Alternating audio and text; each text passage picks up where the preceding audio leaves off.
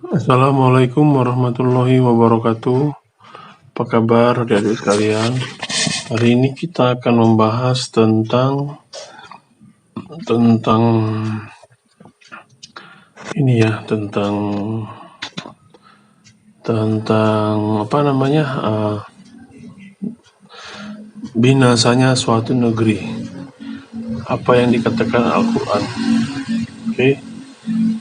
Negeri binasa ya. Jadi pertama sekali ada di surat Al-An'am ya, ayat 131. Demikianlah para rasul diutus karena Tuhanmu tidak akan membinasakan suatu negeri secara zalim, sedang penduduknya dalam keadaan lengah belum tahu. Jadi Allah tidak akan membinasakan negeri ya kalau belum diberikan utusan ke negeri tersebut, walaupun mungkin penduduknya belum beriman. Kemudian di Al-A'raf, betapa banyak negeri yang telah kami binasakan. Siksaan kami datang menimpa penduduknya pada malam hari atau pada saat mereka beristirahat pada siang hari. Itulah negeri-negeri yang telah kami binasakan itu. Kami ceritakan sebagian kisahnya kepadamu. Rasul-rasul mereka benar-benar telah datang kepada mereka dengan membawa bukti-bukti yang nyata. Tetapi mereka tidak beriman juga kepada apa yang telah mereka dustakan sebelumnya. Demikianlah Allah mengunci hati orang-orang kafir. Jadi banyak negeri yang dibinasakan, tapi nggak semuanya diberitakan Allah ya. Itulah, ini surah Al-Hud. Itulah beberapa berita tentang negeri-negeri telah dibinasakan yang kami ceritakan kepadamu, Muhammad. Di antara negeri-negeri itu sebagian masih ada bekas-bekasnya, dan ada pula yang telah musnah. Mari ya, kalau Allah sudah menghancurkan suatu negeri, memberikan bencana, dan Tuhanmu tidak akan membinasakan negeri-negeri secara zalim selama penduduknya orang-orang yang berbuat kebaikan. Ini berarti kalau kita banyak sekali berbuat maksiat, kita bakal dihancurkan Allah. Tinggal nunggu waktu saja. Surat Ibrahim, dan orang-orang kafir berkata kepada rasul-rasul mereka, kami pasti akan mengusir kamu dari negeri kami, atau kamu benar-benar kembali kepada agama kami. Maka Tuhan mewahyukan kepada mereka, kami pasti akan membinasakan orang yang zalim itu. Baru surat Al-Hijr, dan kami tidak membinasakan suatu negeri melainkan sudah ada ketentuan yang ditetapkan baginya. Maka kami membinasakan mereka, dan sesungguhnya kedua negeri itu terletak di satu jalan raya. Surat Al-Isra, dan jika kami hendak membinasakan suatu negeri, maka kami perintahkan kepada orang yang hidup mewah di negeri itu agar menaati Allah. Tetapi bila mereka melakukan kedurhakaan di dalam negeri itu, maka sepantasnya berlakulah terhadapnya perkataan hukuman kami. Kemudian kami binasakan sama sekali negeri itu. Dan tidak ada suatu negeri pun yang durhaka penduduknya, melainkan kami membinasakannya sebelum hari kiamat, atau kami siksa penduduknya dengan siksaan yang sangat keras. Yang demikian itu telah tertulis dalam kitab Lauh Mahfuz. Jadi kalau pembesar-pembesar kita ini zalim, makin cepat kita kena hukuman Allah.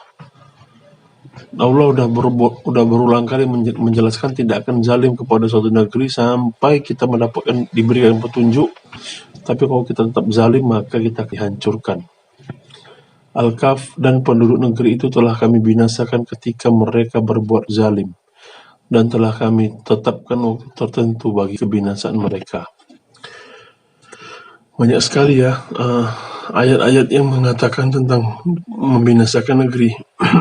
Al-Anbiya, penduduk suatu negeri sebelum mereka yang telah kami binasakan, mereka itu tidak beriman, padahal telah kami kirimkan bukti. Apakah mereka akan beriman?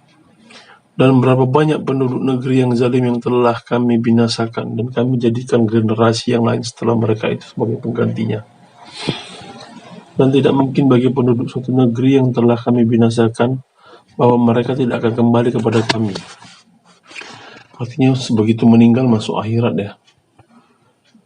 Al-Hajj, maka betapa banyak negeri yang telah kami binasakan karena penduduknya dalam keadaan zalim, sehingga runtuh bangunan-bangunannya, dan betapa banyak pula sumur yang telah ditinggalkan dan istana yang tinggi tidak ada penghuninya. Jadi kalau negeri kita nih zalim, petingginya korupsi, berbuat zalim, membunuh, membiarkan judi, perzinahan, maka kita nggak lama lagi akan ditimpa bencana. Asy-Syu'ara, dan kami tidak membinasakan sesuatu negeri kecuali setelah ada orang-orang yang memberi peringatan kepadanya.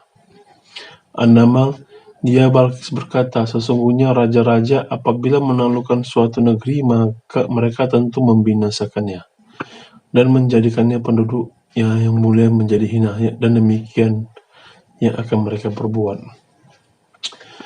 Al-Qasas, dan betapa banyak penduduk negeri yang sudah bersenang-senang dalam kehidupannya yang telah kami binasakan. Maka itulah tempat kediaman mereka yang tidak didiami lagi setelah mereka, kecuali sebagian kecil, dan kamilah yang mewarisinya. Kemudian ayat 59, dan Tuhanmu tidak akan membinasakan negeri-negeri sebelum dia mengutus seorang rasul di ibu kotanya yang membacakan ayat-ayat kami kepada mereka, dan tidak pernah pula kami membinasakan penduduk negeri, kecuali penduduknya melakukan kezaliman. Al-Ahqaf, dan sungguh kami telah membinasakan negeri-negeri di sekitarmu, dan juga telah kami jelaskan berulang-ulang tanda-tanda kebesaran kami, agar mereka kembali bertobat. Surah Muhammad, dan betapa banyak negeri yang penduduknya lebih kuat dari penduduk negerimu, Muhammad, yang telah mengusirmu itu. Kami telah membinasakan mereka.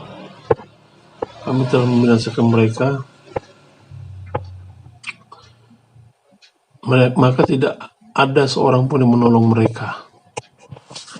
Jadi banyak penduduk-penduduk yang hebat-hebat ya, yang mungkin yang sakti-sakti, dibinasakan semua sama Allah. Al-Kahf, dan betapa banyak umat yang telah kami binasakan sebelum mereka, padahal mereka lebih hebat kekuatan daripada mereka umat yang belakangan ini. Mereka pernah menjelajah di beberapa negeri. Adakah tempat pelarian dari kebinasaan bagi mereka? Jadi Allah sudah memberikan wanti-wanti kepada kita ya, bahwasannya mau kita hebat, mau kita pintar, kalau kita zalim, kita akan dibinasakan sama Allah. Dan semua kita mempunyai batas waktu. Apakah batas waktu ajal kita tiba karena kita meninggal, atau semua dihabisi Allah karena azab. Semoga negeri kita dilindungi oleh Allah Subhanahu wa Ta'ala, diberikan kesempatan untuk bertobat. Semoga para pemimpin-pemimpin kita melaksanakan amar ma'ruf nahi mungkar, sehingga negeri kita terbebas dari mara bahaya. Itu dulu adik-adik sekalian. Billahi taufiq wal hidayah.